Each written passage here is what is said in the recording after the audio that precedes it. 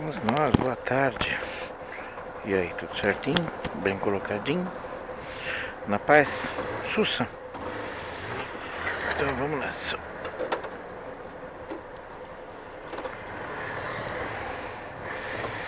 Eu acho que ela ainda vai morrer algumas vezes. Olha como tá falhando, mano.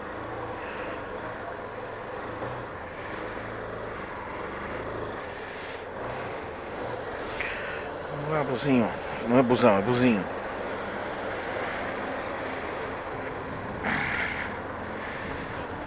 Existe um restaurante, uma hamburgueria que chama Busger, que era um ônibus, não é um food truck, é um bus truck, food bus, né?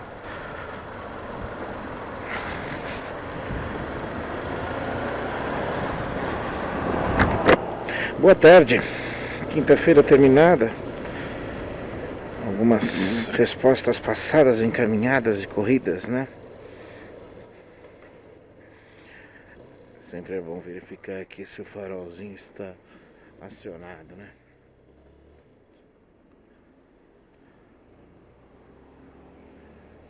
Ontem eu estava conversando com um morador lá do prédio, cliente do meu espetinho, falando sobre essa região aqui que ele conhece tudo. Ele é motorista de Uber. Falando sobre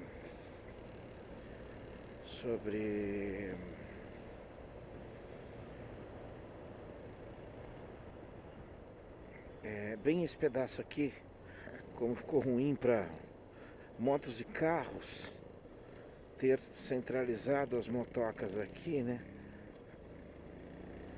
Não pode mais ir para a pista expressa. Então os carros que andam nessa faixa, nessa pista da Marginal Pinheiros, também estão sentindo bastante a modificação cultural de ter que olhar, né? Olhar mais nos retrovisores para mudar de faixas, né? Por um lado é bom, por outro é ruim por ser perigoso, né? Não dá para ter a mesma confiança aqui que se tinha ali com tanto os motociclistas quanto os condutores de veículos cientes da situação, né? Bom, vamos falar sobre um assunto que faz um tempo que eu não pego, alguma coisa nesse sentido. Vamos falar sobre mulheres, sobre empoderamento, sobre a situação, a luta delas em relação a não só um conceito de igualdade de tratamento, como também um conceito de se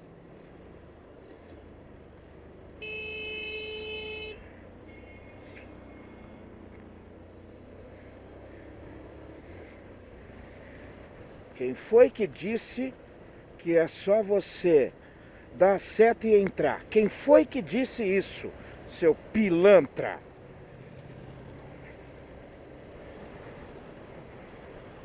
Idiota. Tá se mexendo todo no carro, todo distraído, dirigindo, e vem me xingar ainda, ficar bravinho, porque é o mimimi do mimimi, né? Ele se ofende por ter me ofendido. Pilantra, imbecil.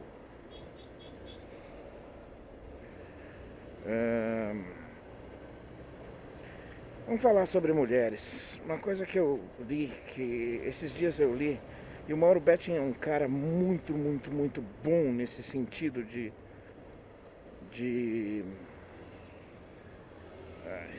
fui deixar um passar, não consigo mais voltar, né? Pronto, é aqui mesmo. No sentido de... Ele tem uma visão bem mais humana, bem mais justa de vida, apesar de ser só um cronista esportivo. Mas ele é um cara que ele leva muito além do conceito só do esporte, da competição e dos resultados. Ele enxerga um pouco a mais, até com certa poesia, mas muito com uma noção de justiça social. Eu gosto muito dessa postura do Mauro Betting. Filho de quem é, né? Joelmir Betting. Um cara que eu admirava bastante pela sua retidão de caráter. Não que não tenha errado, mas só de mostrar um caráter mais reto, o que está sendo tão raro de se encontrar, a gente já fica mais contente de o cara ter um espaço para poder ensinar outras pessoas também a pensarem melhor. Eu gosto disso. Por isso o Juca, embora o Juca eu acho que ele extrapole os limites, mas ele tem o direito, o espaço é dele. Eu não tenho que me ofender porque ele coloca alguma coisa que eu não concordo lá no blog dele. O blog é dele, quem foi lá fui eu, né? Enfim, e foi ele quem falou desse assunto e me deixou muito contente a ponto... Não, eu acho que não foi ele, foi outro também que eu gosto, que é o Menon. Foi o Menon, provavelmente. O Menon já tem uma visão um pouco mais... ele comenta futebol, mas numa visão política mais refinada, um pouco mais refinada. E ele não tem importância mesmo quem falou, eu gosto desses aí e de mais alguns. Tocou num assunto sobre a... Como é que ela chama? Ragnow.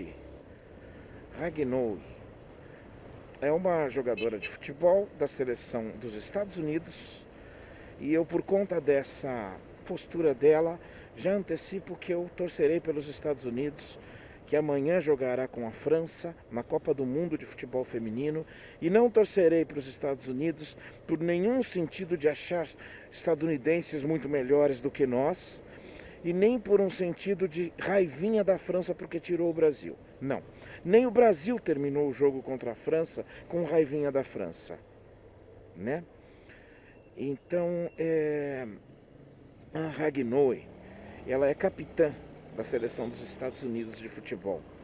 Uma seleção fortíssima, várias vezes campeã de vários torneios, olímpica, acho que é a atual bicampeã das Copas do Mundo. Enfim, dispensa muitos esclarecimentos o currículo sozinho dela. Agora, o que tem sido raro, ou talvez não tão firme, é a postura das pessoas que têm oportunidade de, através do seu esporte... Não. Obrigada. Não é assim, filha, não é. Não coloque o carro dessa forma.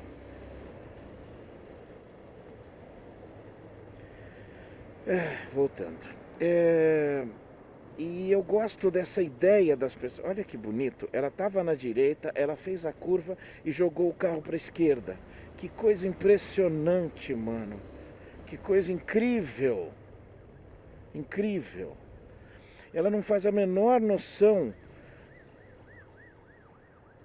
Não tem noção do que ela fez, do perigo do que ela fez. Do erro com a manobra que ela fez. E a Ragnow, uma coisa, isso que me chamou muito a atenção, eu gosto disso. Eu gosto de hombridade no conceito, embora eu ache esse termo claro que ele é um termo já machista por si só. Mas hombridade no sentido de ter coragem, de ter postura e de não abandonar essa postura. Há 2 anos atrás, a Ragnow falou, há 3 anos atrás, que não cantaria mais o hino nacional dos Estados Unidos e que se os Estados Unidos ganharem a Copa, ela não irá ao Pentágono, a sede do governo dos Estados Unidos, para cumprimentar ou ser cumprimentada ou receber qualquer homenagem do presidente Donald Trump. Não se trata, gente, deixa eu deixar claro aqui que o fato de eu não gostar do Trump é um detalhe nisso que eu estou falando. Mas a postura dela.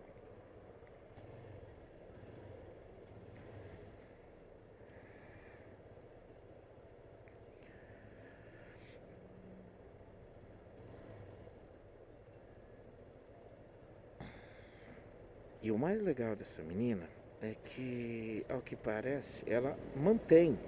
Olha, quase a moto morreu de novo. Ela mantém um diálogo franco e aberto, ela não fica com conversinha. Não é a questão de não ter simplesmente votado no Donald Trump, de não aceitar a vitória do... Não. Essa postura dela, ela justifica tranquila e calmamente pela postura machista e misógina de Donald Trump e grande parte da sociedade dos Estados Unidos, do país que ela nasceu e ama. Ela deixa claro, eu não canto o hino dos Estados Unidos porque eu não quero ser representado por essa enorme quantidade de pessoas. E é isso, e pronto, acabou, tá falado. E que coisa interessante, né? A postura de uma pessoa, não só pelo que ela faz ali, mas usar isso de uma forma bastante lúcida, para fazer uma causa também ser bem explicada, bem representada. Isso é muito legal. Então eu torço para que elas sejam campeãs, torço para que essa menina seja bem vista, ou seja, vista bastante, né, por aí.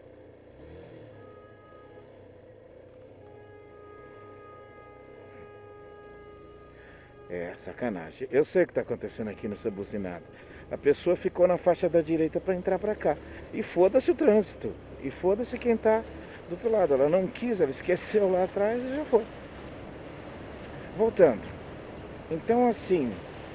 E aí a gente tem o comparativo, né?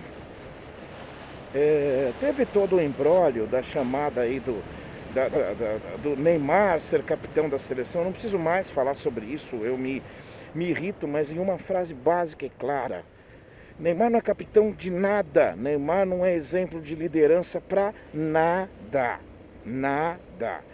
Ele tem que jogar a bola dele, ele não tem postura de liderança. Eu entendo que em alguns momentos, alguns treinadores gostam de pegar o garoto problema do time e dar a faixa de capitão para ele tomar a responsabilidade. Eu sei que o Tite já fez isso em outros lugares, inclusive no Corinthians. Embora não haja muitos garotos problemas no Corinthians há muitos anos, depois de Marcelinho Carioca, Edmundo e mais alguns aí terem jogado lá. Até Paulo Nunes fazer o quê, né? Olha como falha. Tem que resolver isso, viu, Bruno? E aí, enfim, nessa Copa América, por tudo que aconteceu, pela suposta lesão do Neymar antes da na Copa América e ele não poder jogar a Copa América e tudo mais, resolveram que... Não, na verdade já estava decidido que o capitão do Brasil na Copa América seria o Daniel Alves.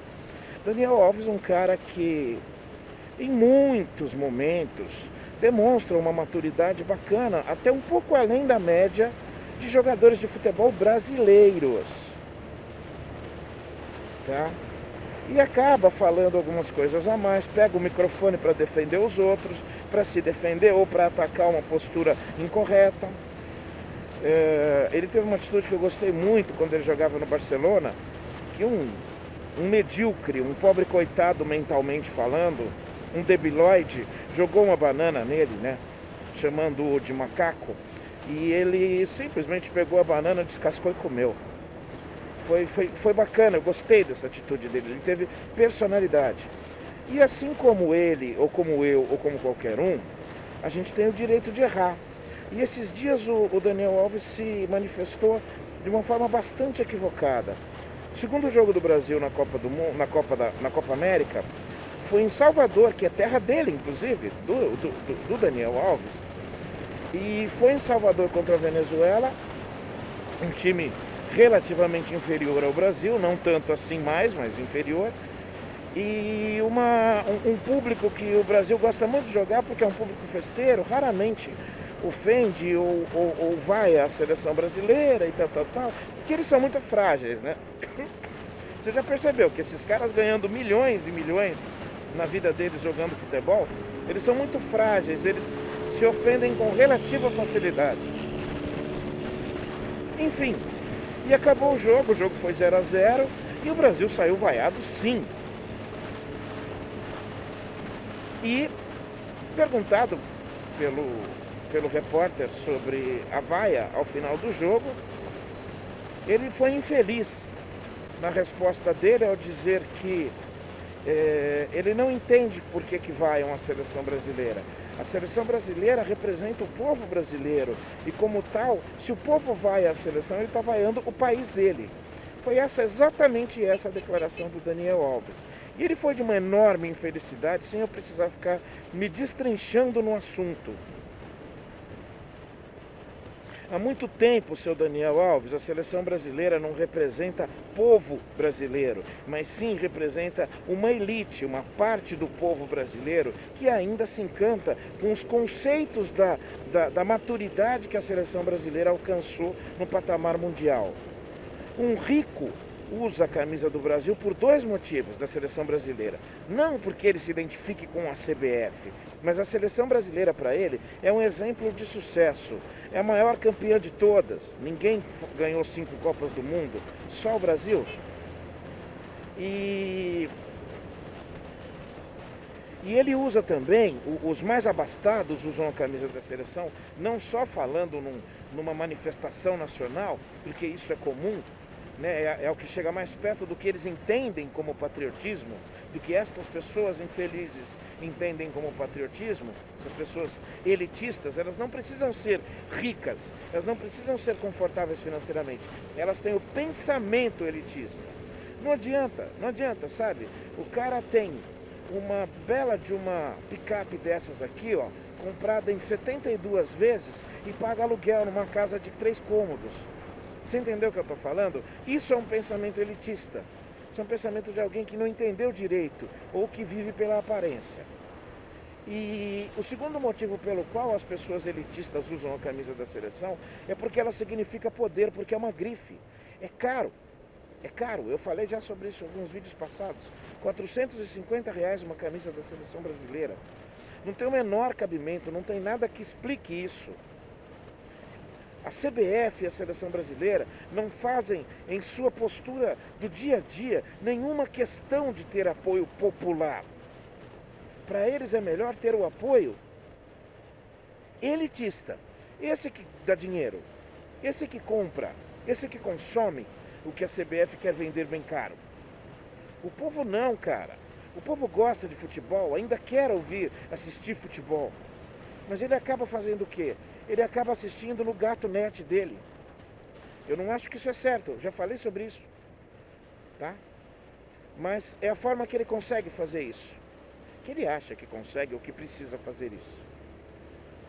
16 mil pessoas num estádio para ver um amistoso da seleção brasileira. Há 20 anos atrás isso era inconcebível.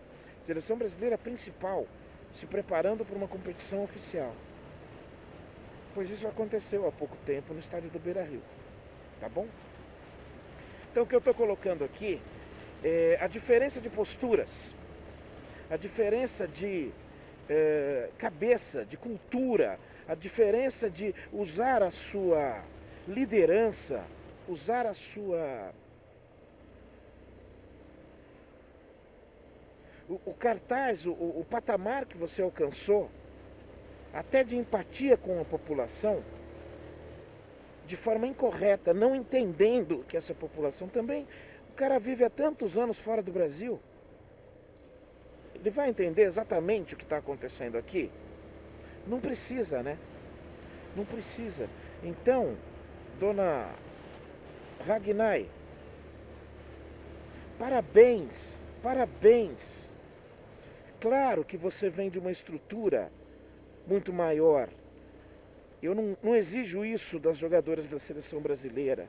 Elas tiveram que comer pão amassado aí muito, muito, por coisas piores do que um imaginário demônio, para poder estar lá.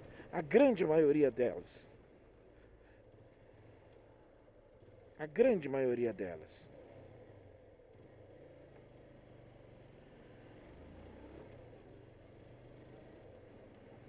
Tá, agora, quem falou foi a capitã da seleção de futebol do país dela, falando sobre o país dela com a autoridade que lhe cabe.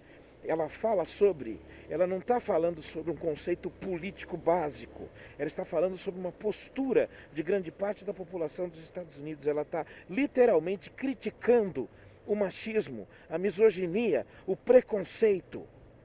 É isso que ela está fazendo. Tá legal?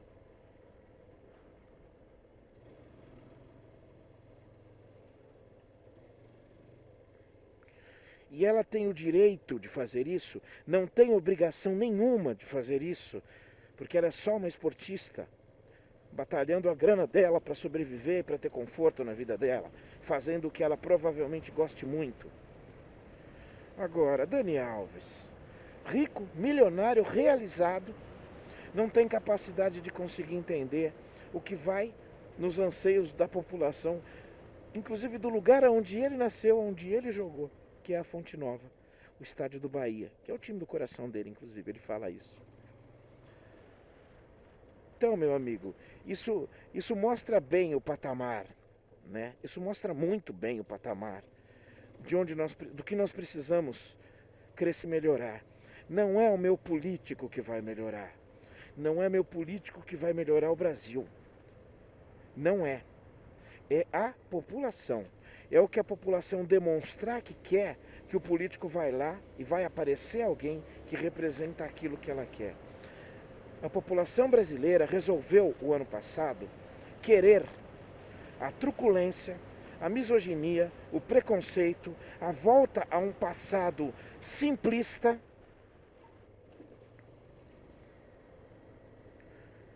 A população brasileira resolveu querer.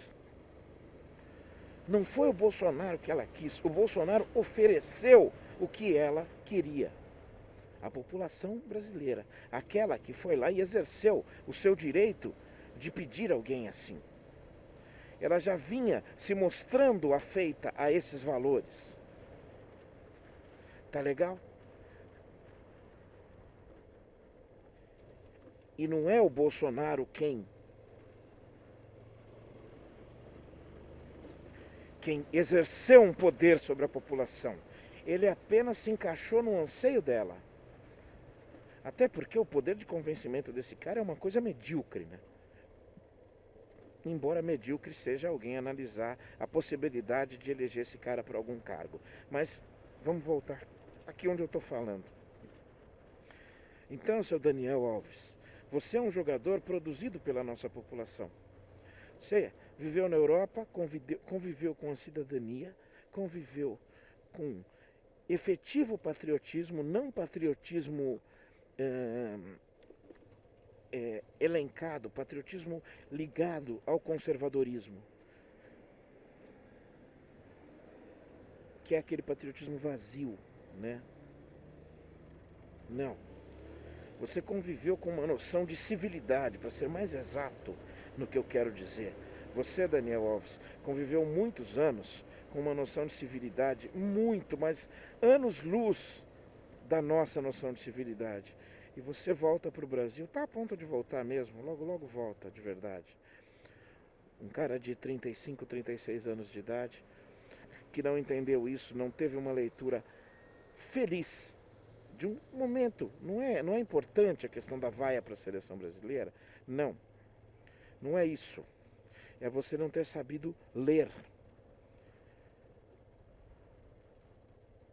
Faça como o jargão popular de alguns jogadores com uma certa maturidade falam sobre a população tá, a torcida está reclamando tal, e o jogador vira e fala assim: sim, nós fizemos uma apresentação muito ruim e eles pagam o ingresso, eles têm o direito de. Pronto. Agora, você se achar no lugar de dar uma reprimenda num torcedor que paga uma fortuna para ir te ver e que não se agrada pelo que vocês apresentaram, você se achar no direito de julgar o que ele deve ou não achar disso, realmente você não tem humildade nenhuma, você não entendeu o patamar de onde você deveria estar. Beijo do gordo, gente. Até mais. Valeu pela conversa. Acabei não fazendo os dois assuntos, mas em algum outro momento eu faço outro assunto que é importante também. Beijo, até mais. Tchau, tchau.